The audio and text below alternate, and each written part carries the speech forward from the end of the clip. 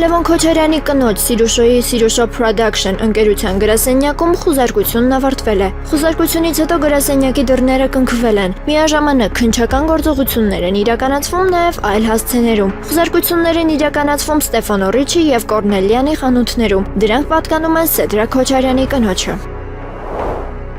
Սեդրակ Քոչարյանին կալանավորելու միջնորդությունն արդեն ներկայացվել է դատարան։ Նրա փաստաբան Արամ Օրբելյանի խոսքով Ռոբերտ Քոչարյանին եւս առաջադրվել է մեղադրանք, որը կապված է նախագահի պաշտոնում նրա ունեցած լիազորությունների հետ։ Ավելի վաղ հակակոռուպցիոն կոմիտեն հայտնել էր, որ քրեական վարույթի շրջանակում ձերբակալվել է 6 անձ, այդ թվում Ռոբերտ եւ Սեդրակ Քոչարյանները։ Կոմիտեի փոխանցմամբ քննության ընթացքում տվյալներ են ստացվել պետական սեփականությունից մի շարք արժեքավոր գույքերի, շինծու հիմքերով եւ շուկայականից էականորեն ցածր գներով առանձնացման մասին։ Նախաքննությունը շարունակվում է, իսկ կալանավորման հարցը պետք է որոշի դատարանը։ ՀՀԱԽ քարտուղար Ալեն Սիմոնյանը ընդունել է ՀՀ-ում ԱՄՆ գործերի ժամանակավոր հավատարմատար Դեյվիդ Ալենին։ Հանդիպման ընթացքում քննարկվել են հետագա փոխգործակցությանը վերաբերող հարցեր։ Զրուցակիցներն անդրադարձել են նաև տարածաշրջանային զարգացումներին։ Քննարկվել են երկկողմ հետաքրքրություն ներկայացնող այլ թեմաներ ևս։ Հանդիպման ընթացքում կողմերը շեշտադրել են հետագա համագործակցության հարցերը, այլ մանրամասներ հանդիպման վերաբերյալ չեն հաղորդվել։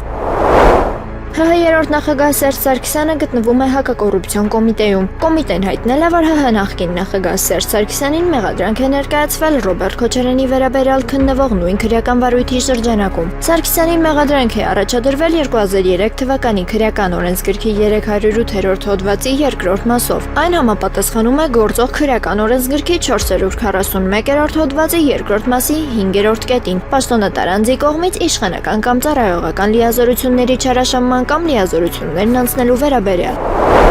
ՀՀ երկրորդ նախագահ Ռոբերտ Քոչարյանին ԱԱԾ աշխատակիցների ուղեկցությամբ շտապօգնության մեքենայով տեղափոխել են հիվանդանոց։ Քոչարյանի գրասենյակի ղեկավար Բագրատ Միկոյանը հայտնել է, որ նախկին նախագահը վերջերս բժշկական միջամտության է ենթարկվել։ Նրա խոսքով բժիշկը հաշվի առնելով այդ հանգամանքը հավելյալ հետազոտության անհրաժեշտություն է տեսել։ Քոչարյանն ու նրա որդին Սեդրակ Քոչարյանը ձերբակալված են եւ հարցաքննվում են հակակոռուպցիոն կոմիտեում։ Ռուսական Իզվեստիան անդրադարձել է Հայաստանի ԵՄ-ին անդամակցության գործընթացի հնարավոր մեկնարկին եւ ԵԱՏՄ-ից դուրս գալու հետևանքներին։ Հոդվածում նշվում է, որ ԵՄ-ին անդամակցությունն ու լիարժեք առևտրային հարաբերությունների հաստատումը կարող են տարիներ կամ նույնիսկ տասնամյակներ պահանջել։ Ըստ հրապարակման, այդ ընթացքում Հայաստանի գյուղատնտեսական եւ այլ ապրանքների արտահանման հնարավորությունները կարող են սահմանափակվել։ Իզվեստիան նաեւ պնդում է, որ ԵՄ-ն իր հնարավոր աջակցությունը հիմնականում ուղղելու է այլ առաջնահերթությունների, այդ թվում Ուկրաինային։ Հայաստանի դեպի արևմուտք վերակողմնորոշման հնարավոր գինը կապվում է երկրի բնակչության կենսամակարդակի անկման հետ։ Միաժամանակ նշվում է, որ Թուրքիայի ԵՄ անդամակցության գործընթացը սկսվել է դեռևս 1987 թվականին եւ մինչ օրս չի ավարտվել։ ՀՀ էկոնոմիկայի նախարար Գևորգ Պապոյանն ընդունել է Հայաստանում Իրանի արտակարգ եւ լիազոր դեսպան Խալիլ Շիրօղլամիին։ Հանդիպմանը քննարկվել են հայ-իրանական տնտեսական համագործակցության զարգացմանն ու առևտրաշրջանառության ու ներդրումների ընդլայնմանը վերաբերող հարցեր։ Պապոյանը նշել է, որ բարձր մակարդակի քաղաքական երկխոսությունը պետք է վերածել առավել շոշափելի տնտեսական արդյունքների։ Նախարարը առաջարկել է ընդլայնել համագործակցությունը նաեւ համատեղ արտադրությունների, ներդրումների եւ սահմանային ընթացակարգերի բարելավման ուղղություններով։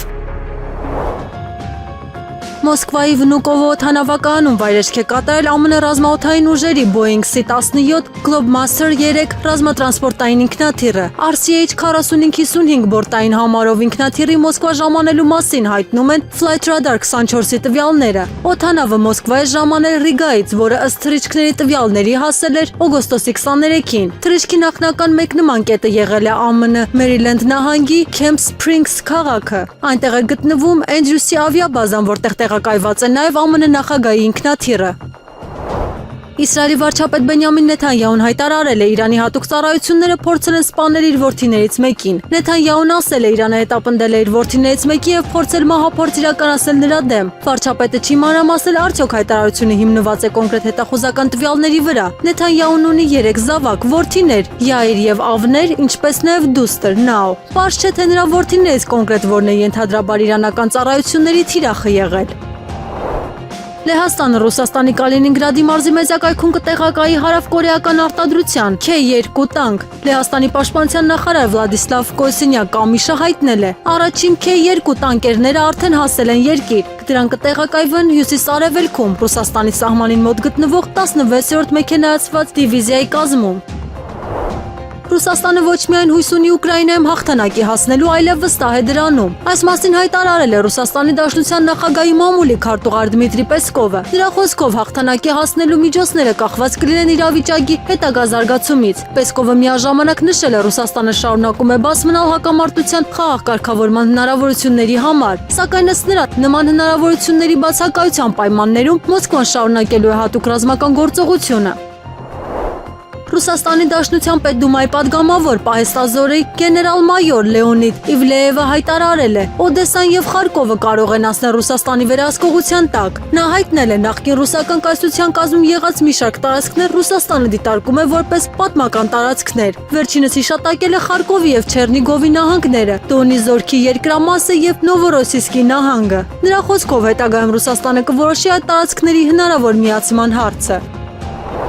Իրանի նախագահ Մասուդ Փեզեշքյանը հայտարարել է, ԱՄՆ-ն պետք է փոխի Իրանի նկատմամբ իր տոնն ու մոտեցումը։ Այս մասին նա ասել է Պակիստանից համակային զորքերի շտաբի պետ Ասիմ Մունիրի հետ հանդիպման ժամանակ։ Փեզեշքյանի խոսքով վախեցման եւ հարկադրանքի մարտավարությունը միայն կբարդացնի գործընթացները։ Իրանի նախագահը նաեւ ընդգծել է Վաշինգտոնը պետք է կատարի իր ստանձնած պարտավորությունները։ Նա միաժամանակ կարևորել է Իսլամաբադի հետ փոխըմբռնման հուշագրի նպատակների իրականացումը։ Փեզեշքյանը նաեւ հայտարարել է, իսլամական միասնությունը կարևոր է իսրայելական դավադրություններին հակազդելու համար։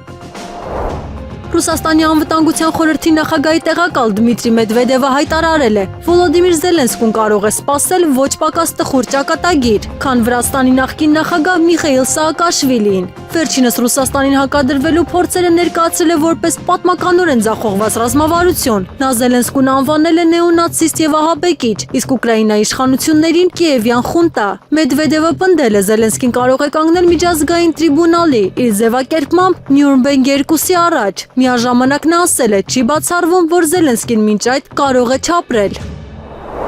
Հակակոռուպցիոն կոմիտեն հայտնել է, որ քննվող քրեական վարույթի շրջանակում ձերբակալվել է 6 անձ, այդ թվում ՀՀ նախկին նախագահը եւ նրա որդին։ Քննության վարկածով նախկին նախագահը մտերիմ անձանց հետ նախնական համաձայնության պաշտոնեական դիրքն օգտագործելով տարբեր շինծու հիմքերով պետական սեփականությունից առանձնացրել եւ շուկայականից էականորեն ցածր գներով ձեռք է բերել մի շարք արժեքավոր գույքեր։ ՀԿԿ-ի հաղորդմամբ ուսումնասիրության առկա են մի շարք խոշոր անշարժ գույքեր, այդ թվում Play City, Կապուտակ Սևանի, Orange Fitness-ի եւ այլ օբյեկտների հետ կապված գործարքներ, ինչպես նաև նախկին նախագահի որդու անվամբ ձևակերպված բաժնեմասեր։ Քննությամբ ուսումնասիրվում են նաև 2001-ից 2019 թվականներին նախկին նախագահի որդու անվամբ կատարված շուրջ 144 միլիարդ դրամի, 309 միլիոն ԱՄՆ դոլարի, 77 միլիոն եվրոյի եւ 18 միլիոն ՌԴ ռուբլու դրամական փոխանցումները։ ՀԿԿ-ն հայտնել է նաև, որ վարույթի շրջանակում գործողություններ են իրականացվում մի շարք ընկերություններում եւ բնակարաններում, այդ թվում Orange Fitness-ում եւ Play City-ում։ Իսկ հնարավոր օտարումները կանխելու նպատակով գույքերի նկատմամբ արգելանքներ կիրառելու ուղղությամբ համապատասխան գործողություններ են ձեռնարկում։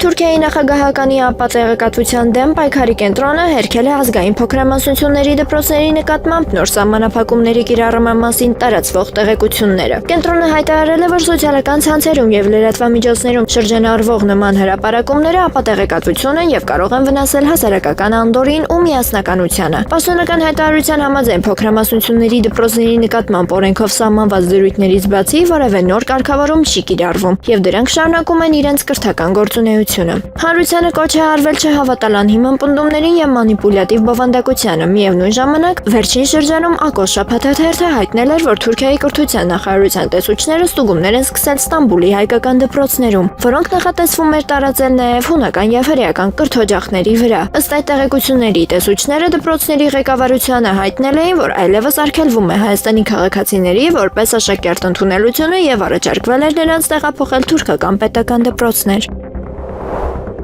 Առավոտյան ժամը 7:00-ի սահմաններում իրավապահները մուտք են գործել ԱԺ Հայաստան խմբակցության падգամավոր Լևոն Քոչարյանի բնակարան, որտեղ խուզարկություն է իրականացվում։ Այս մասին հայտնել է ԱԺ падգամավոր Մեսրոպ Մանուկյանը, նշելով, որ ցուցումը լինում է ուղիղ ԱԺ ամբիոնից։ ՀՀ հակակոռուպցիոն կոմիտեն հայտնել է, որ կոռուպցիոն բնույթի հանցագործությունների վերաբերյալ քննվող քրեական վարույթի շրջանակում մի քանի տասնյակ հասցեներում իրականացվում են խուզարկություններ եւ այլ վարութային գործողություններ։ Լևոն Քոչարյանի կնոջ երգչուհի Սիրուշոյին պատկանող Պրեգոմեշ խանութ սրահներում եւս խուզարկություններ են իրականացվում, ինչը հաստատել է փաստաբանը։ Նրա փոխանցմամբ խուզարկությունները նույն ավելի լայն քրեական վարույթի շրջանակում են, որի ընթացքում քննչական գործողություններ են իրականացվում նաեւ այլ օբյեկտներում։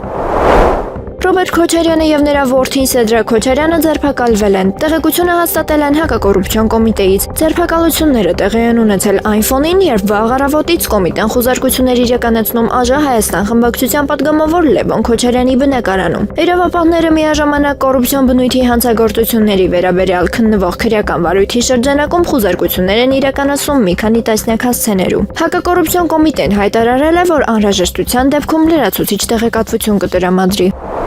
ՌԴ անվտանգության խորհրդի նախագահի տեղակալ Դմիտրի Մեդվեդևը հայտարարել է, որ Հայաստանը իր գնահատմամբ երբեք չի անդամակցի Եվրամիությանը։ Նա միաժամանակ պնդել է, որ Հայաստանի իշխանությունների քաղաքականությունը երկար ժամանակով կփչացնի հարաբերությունները Ռուսաստանի եւ ԵԱՏՄ մյուս երկրների հետ։ Մեդվեդևը Հայաստանի ներկայիս ղեկավարի հավակնությունները կապել է ազգային շահերի դավաճանության, Սորոսի փողերի եւ հայ առաքելական եկեղեցու նկատմամբ հետապնդումների հետ։ Նա իր հայտարարության մեջ նաեւ օգտագործել է non-mitite Margaritas Anteporkos արտահայտությունը։ Մեդվեդևը դրա հայերենի մասը ներկայացրել է որպես խոզերի առաջ մարգարիտներ մի նետեք։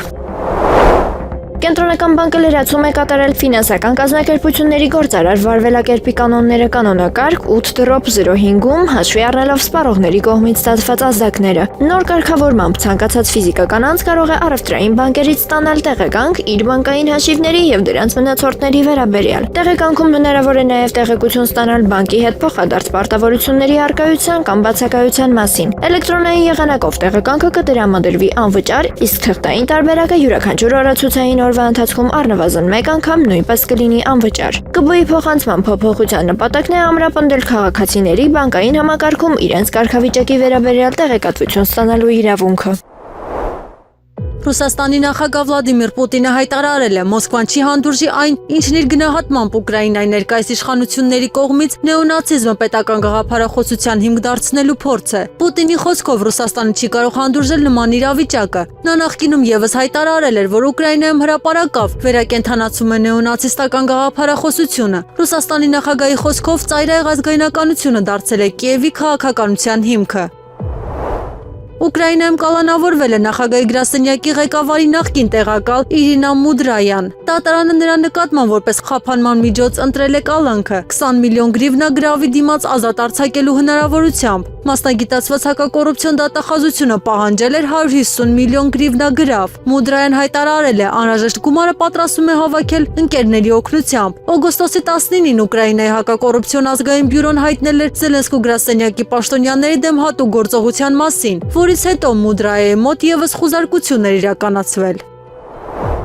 Իրանի ֆինանսների նախարար Ալի Մադանիզադեն հայտարարել է, Թեհրանը լիովին պատրաստ է դիմակայել ԱՄՆ-ի նոր պատժամիջոցներին։ Նրա խոսքով Իրանը վաղուց սպասում էր Վաշինգտոնի քայլերին եւ ունի առաջիկա 2 տարվա համար նախատեսված գործողությունների ծրագիր։ Վերջինս ԱՄՆ-ին մեղադրել է Իրանի նկատմամբ տնտեսական ճնշում եւ տնտեսական ահաբեկչություն իրականացնելու փորձի մեջ։ Նա հայտնել է, Իրանը եւս ունի անհրաժեշտ գործիքակազմ եւ չի պատրաստվում սահմանափակվել միայն պաշտպանությամբ։ Նախարարը զգուշացրել է, Թեհրանը կարող է նաեւ անցնել հարձակման։ Միևնույն ժամանակ ԱՄՆ իշխանությունները հայտարարել են Իրանի տնտեսական մեկուսացմանն ուղղված լայնածավալ գործողության մեկնարկի մասին։ Ռուսաստանի Դաշնության նախագահի մամուլի քարտուղար Դմիտրի Պեսկովը հերքել է Ռուսաստանում նոր մոբիլիզացիայի նախապատրաստման մասին տարածվող տեղեկությունները։ Նրա խոսքով նման հաղորդումները չեն համապատասխանում իրականությանը։ Պեսկովը փաստացի բացառել է ներկայում նոր զորահավաքի նախապատրաստման մասին շրջանառվող տեղեկությունների հավաստիությունը։ Ռուսաստանն ու Ուկրաինան Բելարուսի տարածքում գերիների փոխանակում են իրականացրել 10-10 դիմաց ձևաչափով։ Գործընթացը կազմակերպվել է Բելարուսի նախագահ Ալեքսանդր Լուկաշենկոյի հանձնարարությամբ։ Բելարուսական կողմը այն ներկայացրել է որպես մարդասիրական առաքելություն։ Փոխանակման արդյունքում յուրաքանչյուր կողմին է վերադարձվել 10 մարդ։ ԱՄՆ նախագահ Դոնալդ Թրամփը հայտարարել է Իրանը գնում է լիակատար փլուզման։ Թրամփը նշել է Իրանն ամբողջությամբ փլուզվում է։ Ավելի վաղ ԱՄՆ ֆինանսների նախարար Սքոթ Բեսենթը հայտարարել էր Իրանի հետ հակամարտության վերջնական փուլի մասին։ Նա օգոստոսի 24-ը բնորոշել էր որպես տնտեսական դիոր։ Միաժամանակ Թրամփի վարչակազմը հայտարարել էր Իրանի դեմ նոր լայնածավալ տնտեսական գործողության մեկնարկի մասին։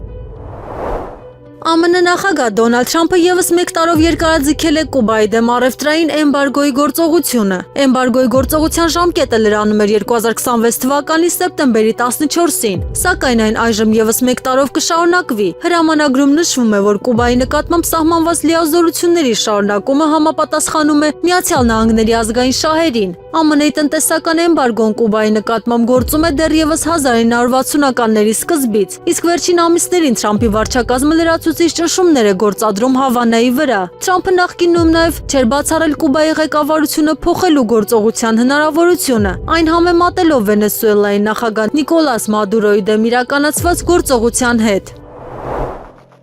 Վերջին շաբաթվա ընթացքում ՀՀԶ-ում արդեն երրորդ ողբերգական դեպքն է արձանագրվում։ Հրապարակի տեղեկություններով այսօր օգոստոսի 24-ին Սիսիանի զորամասերից մեկում հայտնաբերվել է պայմանագրային զինծառայողի դին։ Նախնական վարկածով 37-ամյա ավագ լեյտենանտը ինքնասպանություն է գործել, իսկ նրա դին հայտնաբերվել է զորամասի դիմաց։ Քննչական կոմիտեի աղբյուրը հաստատել է զինծառայողի մահվան փաստը, սակայն դեպքի վերաբերյալ պաշտոնական տեղեկություն դեռևս չի հրապարակվել։ Եվրոմեդիա 24 TV-ի աղբյուրի փոխանցմամբ դեպքը տեղի ունեցել Սիսիանի Դոսաֆի զորամասում, իսկ զինծառայողը վերջերս խնդիրներ է ունեցել ատեստավորման հետ։ Աղբյուրը նաև պատմել է, որ ինքնասպան եղած զինծառայողը քույր ու եղբայր է ունեցել, նրանք ծառայում են Նորավանի զորամասում։ Ռուսաստանը պատրաստ է Հայաստանի հետ կառուցողական երկխոսություն վարել ֆիտոսանիտարական հսկողության շուրջ։ Այս մասին հայտարարել է ՌԴ փոխվարչապետ Ալեքսեյ Օվերչուկը։ Նրա խոսքով հարցը Հայաստանի ուշքի գալու մեջ չէ, այլ ֆիտոսանիտարական հսկողության պահանջների կատարման։ Օվերչուկը նշել է, որ Ռուսաստանը պատրաստ է նման երկխոսության։ Միաժամանակ նա հայտարարել է, որ հայկական կողմից որոշակի խնդիրներ են տեսնում։ ՌԴ փոխվարչապետի խոսքով այդ պատճառով համապատասխան երկխոսությունն արդեն ընթանում է։ ՀՀ արտաքին գործերի նախարարությունը շնորհավորել է Ուկրաինայի ժողովրդին եւ կառավարությանը անկախության օրվա առթիվ։ ԱԳՆ-ն ընդգծել է, որ Հայաստանը կարևորում է Ուկրաինայի հետ իր աճող կապերը։ Երևանը հայտարարել է, որ շարունակելու է աշխատել քաղաքական երկխոսության խթանման ուղղությամբ։ Միաժամանակ նախատեսվում է ընդլայնել ոլորտային համագործակցությունն ու ամրապնդել մարդկանց միջև շփումները։ ԱԳՆ-ի ուղերձում Ուկրաինայի կառավարությանը եւ ժողովրդին հղվել են ջերմ շնորհավորանքներ եւ լավագույն մաղթանքներ։ Հայկական կողմը նշել է, որ կապերի զարգացումը շարունակում է մնալ իր օրակարգում։ Ռուսաստանը կարող է դադարեցնել Կրասնոդարի երկրամասից Հայաստան վերին Լարսով իրականացվող ավտոմոբիլային փոխադրումները։ Այդ մասին ասվում է Վրաստանի Եվրասիական տրանսպորտային միջանցքի ներդրումային կենտրոնի զեկույցում։ Վրացի փորձագետների գնահատմամբ Ռուսաստանը փորձում է որոշ բեռնահոսքեր ավտոմոբիլային ճանապարհներից տեղափոխել երկաթուղի։ Որպես օրինակ նշվում է հայկական բեռների հիմնականում հացահատիկի Ադրբեջանի տարածքով ուղարկումը։ Կենտրոնում կարծում են, որ այդ կերպ Մոսկվան փորձում է նվազեցնել ռազմավարական նշանակություն ունեցող վերին Լարսի սահմանային կետի ծանրաբեռնվածությունը։ Այս գնահատականների համաձայն Հայաստանի համար կարևոր ցամաքային փոխադրումների ուղղությունը կարող է փոփոխության ենթարկվել։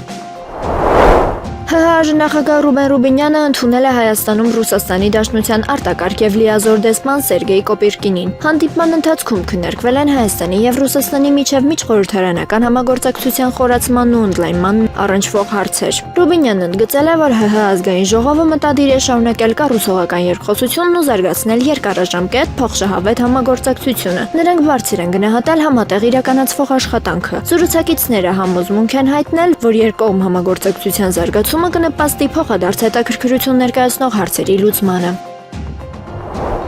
Թուրքիայի կրթության նախարարության նոր որոշմամբ այդ երկրում գտնվող հայաստանի քաղաքացի երեխաներն այլևս չեն կարողանա սովորել հայկական փոքրամասնական դպրոցներում։ Շուրջ 10 տարի այդ երեխաները հյուրաշակերտի կարգավիճակով հնարավորություն են ունեցել սովորել Ստամբուլի հայկական դպրոցներում։ Նոր որոշմամբ նրանք պետք է կրթություն ստանան թուրքական պետական դպրոցներում։ Ստամբուլի հայկական ժամանակ օրաթերթի գլխավոր խմբագիր Արա Գոչունյանի խոսքով որոշումը վերաբերում է նաև այլ փոքրամասնական դպրոցներին, սակայն հայկական համայնքի համար այն լուրջ խնդիր է ստեղծում։ Ստամբուլի հայկական վարժարաններում սովորում է մինչև 3000 երեխա, որոնցից մոտ 70-ը Հայաստանի քաղաքացիներ են։ Հայկական վակֆների միությունը քննարկելու է ստեղծված իրավիճակը եւ հնարավոր լուծումները, իսկ հետագայում համայնքի պատվիրակությունը կարող է հարց բարձրացնել նաեւ Ստամբուլի նահանգապետարանում։ ՌԴ նախագահի մամուլի քարտուղար Դմիտրի Պեսկովը հայտարարել է, որ Հայաստանը, եթե այլևս ՀԱՊԿ-ի անդամակցելու կարիք չի տեսնում, ազատ է կազմակերպությունից դուրս գալու որոշում ընդունելու։ Պեսկովը նշել է, որ այդ որոշումը Երևանը կարող է կայացնել ելներով իր ազգային շահերից։ Նրա հայտարարությունը հնչել է Նիկոլ Փաշինյանի այն խոսքից հետո, որ ինքը գոհ կլինի, եթե ՀԱՊԿ-ը հեռացնի Հայաստանին կազմակերպությունից։ Միաժամանակ ՀԱՊԿ-ում Ռուսաստանի մշտական ներկայացուցիչ Վիկտոր Վասիլևը հայտարարել է, որ Հայաստանին կազմակերպության մարմիններում քվեարկության իրավունքից զրկելու համար անհրաժեշտ կլինի կոնսենսուս։ Սեուլի հաղորդմամբ ամերիկացի զինվորականները չեղարկել են Հարավային Կորեայի մասնակցությամբ նախատեսված դեսանտավորման զորավարժությունները։ Բլումբերգի փոխանցման պատճառը մերձավոր արևելքում ԱՄՆ զորքերի տեղակայման հետևանքով առաջացած անձնակազմի պակասն է։ Հարավային Կորեայի ծովային հետևակի կորպուսը հայտնել է, որ սեպտեմբերին նախատեսված զորավարժությունները չեն անցկացվի։ Դրանք սովորաբար անցկացվում են մոտավորապես 2 տարին մեկ անգամ եւ համարվում են երկու երկրների կարևոր համատեղ զորավարժություններից մեկը։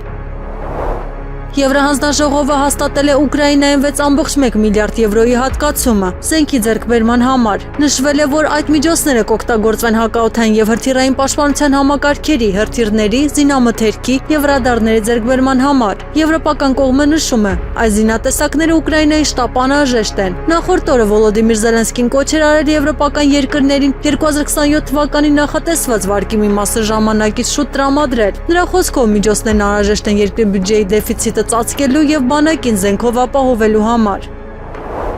Արևմտյան հետախուզական աղբյուրների տվյալներով Ռուսաստանը կազմակերպել է հարձակումների ալիք Եվրոպայում գտնվող սպառազինության արտադրության գործարանների դեմ։ Թելեգրաֆի փոխանցմամբ Կրեմլը պաշտպանական ձեռնարկությունների դեմ դիվերսիաների համար հավաքագրում է տեղական հանցախմբերի անդամների։ Հետախուզության ներկայացուցիչների կարծիքով զորավարժությունները ծրագրված են եղել այնպես, որ չհանգեցնեն ՆԱՏՕ-ի 5-րդ հոդվածի գործարկմանը։ Այս ամիս Լատվիայում ձերբակալել են 3 քաղաքացիների Էստոնիա մանութաչու թռչող սարքերի արտադրության ձեռնարկություն հրկիզելու կասկածանքով։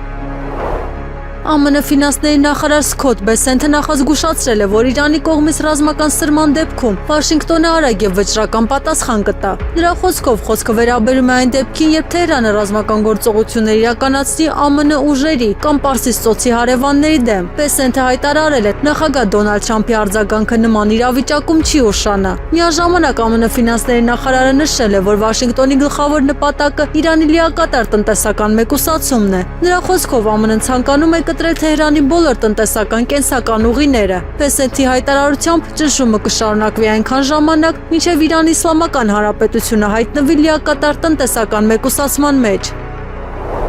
Էստոնիայի վարչապետ Քրիստեն Միխալը հայտարարել է, Ռուսաստանը չի հարձակվի Բալթյան եւ Հյուսիսային Եվրոպայի երկրների վրա։ Նրա խոսքով Մոսկվան գնահատում է ՆԱՏՕ-ի ուժն ու հզորությունը եւ հասկանում, որ դաշինքի վրա հարձակվել պետք չէ։ Միաժամանակ վերջինս նշել է ՆԱՏՕ-ն պետք է շարունակի ներդրումներ կատարել պաշտպանության ոլորտում եւ աջակցել Ուկրաինային։ Էստոնիայի վարչապետը նաեւ խոսել է Եվրոպայում տեղի ունեցող ենթադրյալ հիբրիդային պատերազմի մասին։ Նա պնդել է, այս պահին Ռուսաստանի կողմից անմիջական ռազմական սպառնալիք չկա։ Միաժամանակ ըստ Միխալի Մոսկվան անում է ամեն ինչ, որպեսզի եվրոպական երկրները մտահոգվեն սեփական անվտանգությամբ, այլ ոչ թե կենտրոնանան Ուկրաինայի վրա։ Մեծ Բրիտանիայի վարչապետ Էնդրյու Բըրնհեմը հայտարարել է, Լոնդոնը շարունակելու է աջակցել Ուկրաինային, մինչև հակամարտության արդար եւ կայուն խաղաղ կարգավորման հասնելը։ Վերջինս հայտարարել է, Ռուսաստանը չպետք է կասկած ունենա Մեծ Բրիտանիայի վճռականության հարցում։ Նրա խոսքով Լոնդոնը չի նահանջի, քանի դեռ չի հաստատվել արդար եւ կայուն խաղաղություն։ Ռուսաստանի նախագահի մամուլի քարտուղար Դմիտրի Պեսկովը հայտարարել է, Կիևը շարունակում է ստանալ Ռուսաստանի պատասխան գործողությունները։ Նրա խոսքով ռուսական հարվածները կապված են Ուկրաինայի կողմից ռուսական առևտրային ենթակառուցվածքների դեմ իրականացվող հարձակումների հետ։ Պեսկովը հիշեցրել է Վլադիմիր Պուտինի խոսքերը, որ Կիևը բացել է Պանդորայի արկղը եւ այժմ ստանում է պատասխանը։ Կրեմլի ներկայացուցիչը նշել է, Ուկրաինան հետագայում եւս պատասխան կստանա իր հարձակումների համար։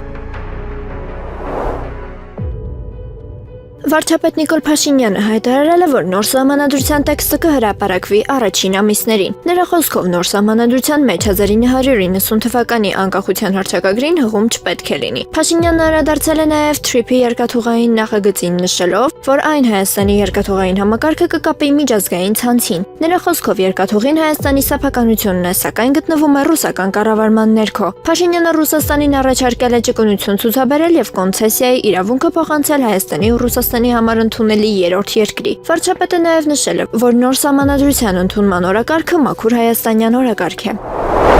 Ուժեղ Հայաստան խմբակցությունը պատրաստվում է դիմել սահմանադրական դատարան։ Խմբակցության ղեկավար Նարեկ Կարապետյանը հայտարարել է, որ ԿՊ-ն խախտել է ԱԺ կանոնակարգը։ Խոսքը մասնավորապես ԱԺ մշտական հանձնաժողովների նախագահների ընտրությունն ընդմիջելու որոշման մասին է։ Կարապետյանի խոսքով խմբակցությունը այդ հարցով իրավական գործընթաց է սկսում։ Նա նաև քննադատել է կառավարության ներկայացրած ծրագիրը, այն գնահատելով խնդրահարույց։ Նիկոլ Փաշինյանը հայտարարել է, որ TRIP նախագծի երկաթուղին անցնելու է նռնաձ օրագարակ հատվածով։ Նրա խոսքով Հայաստանի տարածքը Ադրբեջանի միջոցով կապվելու է Ռուսաստանի եւ Կենտրոնական Ասիայի ուղղությունների հետ։ Վարչապետը նշել է, որ նախագիծը Հայաստանը կներառի միջազգային երկաթուղային ցանցում։ Նրա գնահատմամբ սա Հայաստանի համար պատմական հնարավորություն է։ Փաշինյանը նաև նշել է, որ երկաթուղին Հայաստանի սեփականությունն է։ Ռուսաստանից Հայաստան հերթական բեռն է տեղափոխվել Ադրբեջանի տարածքով։ Բիլաջերի կայարանից Բոյու Քեսիկի ուղղությամբ ուղարկվել է պրոպանով լի 7 երկաթուղային վագոն։ Բեռի ընդհանուր քաշը կազմում է 242 տոննա։ Փաշինյանը հայտարարել է, որ չի մոռացել իր նախկին հայտարարությունը՝ Արցախը Հայաստան է եւ վերջ։ Նրա խոսքով այդ արտահայտությունը Հայաստանի համար շրջադարձային նշանակություն է ունեցել։ Փաշինյանը հայտարարել է, որ Ղարաբաղյան շարժումը իր գնահատմամբ Հայաստանի պետականությունն ու ապագան զրոյացնելու նախագիծ էր։ Նա նշել է, որ իր կառավարությունը Ղարաբաղին նախորդող նույն ժամանակահատվածի համեմատ ավելի քան $1 միլիարդ հավելյալ ֆինանսավորում է հատկացրել։ Փաշինյանը նաև հայտարարել է, որ Հայաստանը չպետք է իր ապագան փնտրի հարևան երկրների տարածքներում։ Նրա խոսքով այժմ Հայաստանը գտնվում է ապագայի խաչմերուկում։ Հյուսիսային Կիպրոսի թուրքական ինքնահռչակ հանրապետությունում Հայաստանի քաղաքացիների համար կներդրվի e-վիզա համակարգ։ Առաջին փուլում համակարգում ներառվելու են Հայաստանի, Սիրիայի եւ Նիգերիայի քաղաքացիները։ Նոր կարգով գործող հյուպատոսական վիզայի ընթացակարգը կփոխարինվի էլեկտրոնային դիմումի համակարգով։ Մուտքից առաջ նախատեսվում են անվտանգության լրացուցիչ ստուգումներ։ Խիստ վերահսկողություն է սահմանվելու նաև օտարերկրյա ուսանողների նկատմամբ։ Նիկոլ Փաշինյանը հայտարարել է, որ Հայաստանի հետաքրքրությունը ՀԱՊԿ-ի նկատմամբ սպառված է։ Նա նշել է, որ ՀԱՊԿ-ին ուղղված Հայաստանի հարցերը պատասխաններ չեն ստացել։ Փաշինյանի խոսքով առաջիկա 5 տարում ՀԱՊԿ վերադառնալու որևէ ծրագիր Հայաստանը չունի։ Նա նաև վստահեցրել է, որ Հայաստանը չի պատրաստվում ակտիվացնել աշխատանքը կառույցում։ Փաշինյանը հայտարարել է, որ ուրախ կլինի, եթե ՀԱՊԿ-ը որոշի հեռացնել Հայաստանին։ Նրա խոսքով այդ դեպքում Հայաստանը կազատվի կառույցից դուրս գալու երկընտրանքից։ Եվրոպական միության արտաքին քաղաքականության հարցերով բարձր ներկայացուցիչ Կայա Կալասը պահանջել է, որ Իսրայելը դադարեցնի Հորդանան գետի արևմտյան ափին բնակավայրերի ընդլայնման ծրագրերը։ Կալասը հատկապես անդրադարձել է Երուսաղեմից արևել գտնվող I1 տարածքին, ընդգծելով, որ այդ նախագծերը միջազգային իրավունքի համաձայն անօրինական են։ Նրա խոսքով այդ տարածքում ավելի քան 1200 բնակելի միավորի կառուցումը կարող է լրջորեն վնասել երկու պետությունների սկզբունքով կարգավորման հեռանկարներին։ Կալասը նշել է, այդ ծրագիրը կարող է բաժանել արևմտյան ափը երկու մասի եւ մեկուսացնել արևելյան Երուսաղեմը։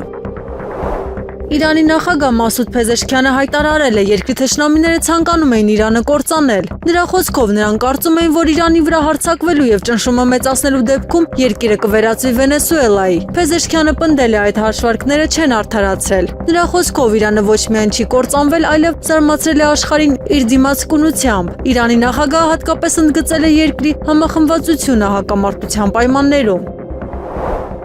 Օգոստոսի 25-ին Երևանում սպասվում է առանց տեղումների եղանակ։ Օգոստոսի 26-ից 28-ի երեկոյան ժամերին, ինչպես նաև օգոստոսի 29-ի գիշերը եւ կեսօրից հետո քաղաքի առանձին հատվածներում սպասվում է կարճատև անձրև եւ ամպրոպ։ Հանրապետության առանձին շրջաններում օգոստոսի 25-ից 27-ի երեկոյան ժամերին, ինչպես նաև 28-ից 29-ի գիշերը եւ կեսօրից հետո սպասվում է կարճատև անձրև եւ ամպրոպ։